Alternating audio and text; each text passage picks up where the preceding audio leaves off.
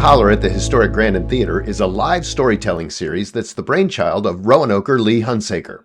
The theme for this episode is the body. Tellers share tales of lost limbs, negative attitudes about our own bodies, and how to overcome medical and psychological adversity.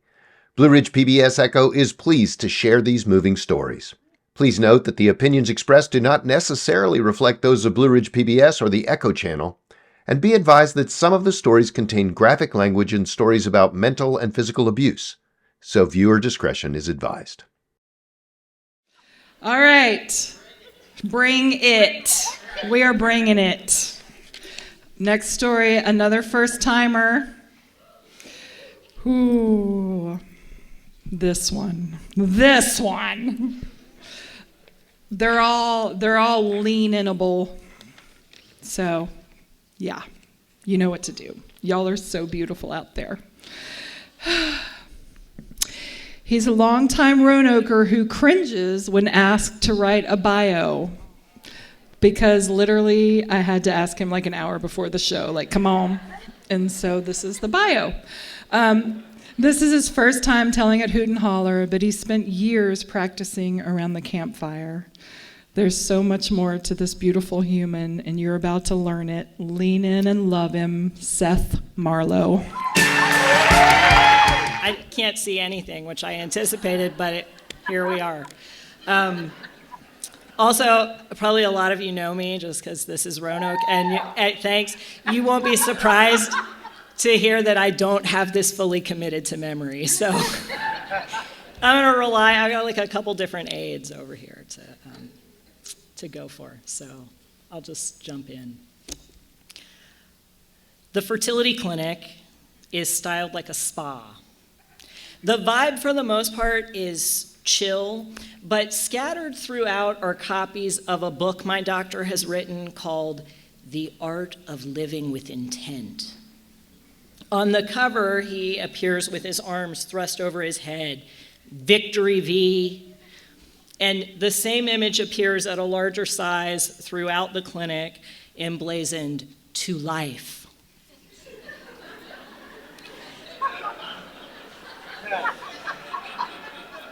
Sharing the walls, his original artwork.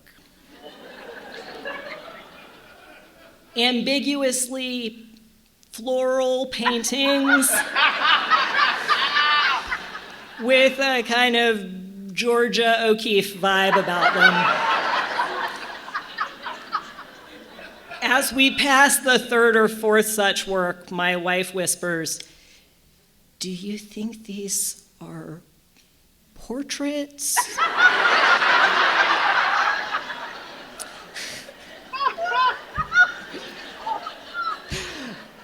There's also a pool shaped like a uterus with little offshoot ovary tubs. But I didn't see that part because I don't think that the dads go back there. So, but I actually went a lot of places the dads didn't go. So maybe I should have asked. I spent my life expecting a child, expecting specifically to be a mother. On the day I was born and the doctor announced to the room that I was a girl, two things happened. One, my father, a man who already had 3 sons, nearly fainted. And two, an invisible list of expectations for every aspect of my future unfurled beneath the name they gave me. I would fall short of most of them, or outright decline them, or openly chafe as I struggled to meet them. But I never second-guessed the idea that I was born to be a parent. So many trappings of girlhood I embraced as a survival mechanism. But the baby doll, the little bed, the bottle that seemed to empty when tipped into a plastic mouth. These things did come naturally to me. That I was not a girl dawned on me as a slow and miserable realization. Trans representation at the end of the 20th century was heavily weighted toward daytime talk shows featuring trans women in scandalous outfits, situations, and families.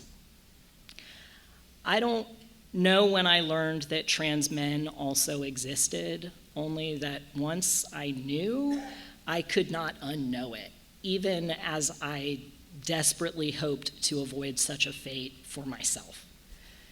It took years for me to accept that it could not be avoided, and even once I saw it clearly, I was terrified of transition.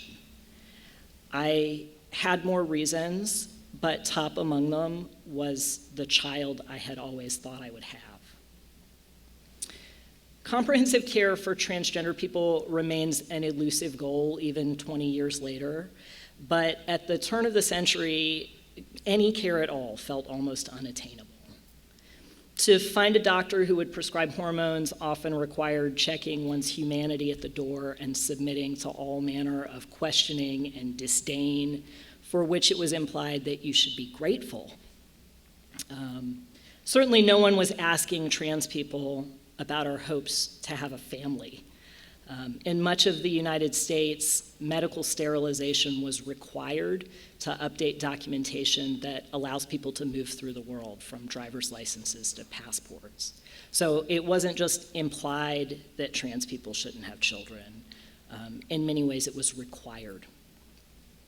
So this was the context in which I made the decision to medically transition, and in which I grieved the possibility of ever being a parent, because this was also a time when queers were not allowed to adopt children, and every door seemed closed.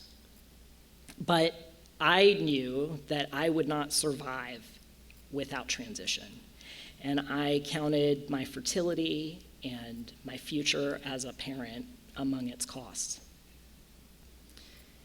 10 years later, when my wife and I started dating, we had a careful conversation about what it might mean to have a family. By then, the world had changed enough that it seemed we could be parents. And by then, I was a man, indistinguishable from other men. But something about me had not changed. Harboring an impossible wish for a child, I had kept my ovaries. I sketched out my pipe dream. I knew that I could not carry a pregnancy. For me, it would create dissonance and dysphoria that would be intolerable. But I could, one time, undergo a cycle of egg retrieval. The embryos that resulted, if any, didn't need my uterus. What if she had a baby and the baby was mine? Without hesitating, she said, "Of course." I know now that this is called reciprocal IVF, and that an increasing number of lesbian couples have created their families this way. But at the time, I did not know anything except that it seemed possible. Certainly I didn't know other trans men who had become fathers in this way, although I knew a few who had carried pregnancies before transitioning. Using my eggs would mean stopping the testosterone shots I had done weekly for more than a decade, and waiting for something I could only think of as the systems firing back up, which I would know had happened when I started menstruating again, which was a specter I tried to avoid thinking about. It did seem like it should go pretty quickly, a few months, one doctor guessed. And knowing that we were going to pursue this care, I had taken a job that was headquartered in Massachusetts, where they have a mandate for insurance coverage of fertility treatment. So I had already stopped testosterone when we got the first insurance denial. I didn't start again because it seemed like surely this was going to be resolved quickly, because I'd read the policy really carefully. It did not resolve quickly. But hope that it would kept me off of hormone injections. And at each delay, it seemed foolish to go back on them because I needed to be ready at the moment we got an approval. The year that followed is hard to remember. I've left a lot of it behind. I don't remember when my period came back, but I do remember the moment I furiously thought, how the do women do this every single month?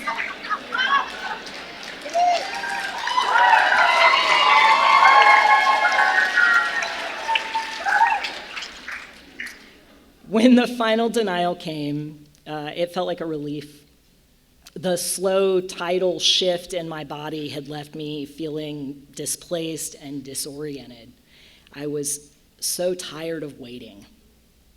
Having exhausted our appeals for insurance coverage, we resigned ourselves to paying out of pocket, and we emptied our meager retirement funds and maxed out our credit cards.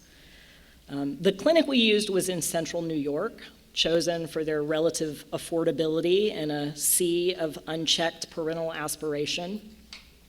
Telehealth was years from establishing itself as a mainstream service, and my appointments were conducted by voice-only phone calls. The doctor's faceless, oracular confidence about his protocol's success kind of left the impression that my care was being managed by the wonderful Wizard of Oz. Then the boxes of meds started arriving. Vials of oil and powders with mixing liquids, all nested in handfuls of individually wrapped syringes and alcohol swabs. Each time a package arrived, I thought of the ads in the back of the Boys' Life magazines I had loved when I was a kid. They promised you could build yourself a hovercraft using the plans they sent you and the motor of a household vacuum cleaner. With the right directions and some salvage parts, you could make something amazing with what you already had. A mail-order miracle. The protocol was weeks of shots and ultrasound monitoring, and I spent what felt like hours in waiting rooms filled with women. Then hours more staring at inscrutable, staticky images of my ovaries and trying to discern what they meant.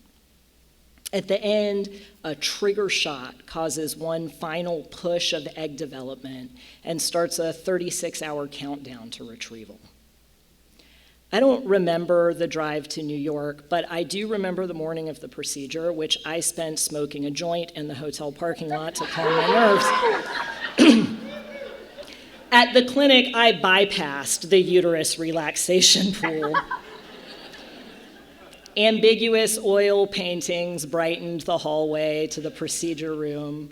And by the time I was gowned up and sliding down the exam table, anesthesia had plied me with benzos, and I had just enough time to ask one burning question before going under. "Hey," I managed to slur. "Does it get weird looking at vaginas all day?" No, that's the answer. The answer is no. Some of you may know that already. The retrieval resulted in 21 eggs, which is a number so high I made them repeat it 3 times before I believed I wasn't still under sedation. 16 of them fertilized, and of those, 13 grew for 5 days in a lab before being frozen. 2 years later, after our second embryo transfer, we were expecting a baby.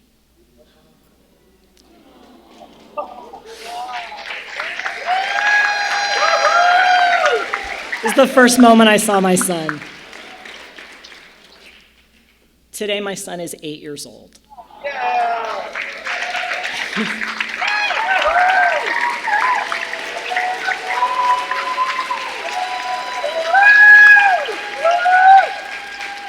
He's all front teeth and a cascading mullet of dark hair tangling down his back. When his brow furrows, he is the picture of my father. He's bright and funny and sometimes difficult. And still, when he falls asleep at night, he reaches out to hold my hand.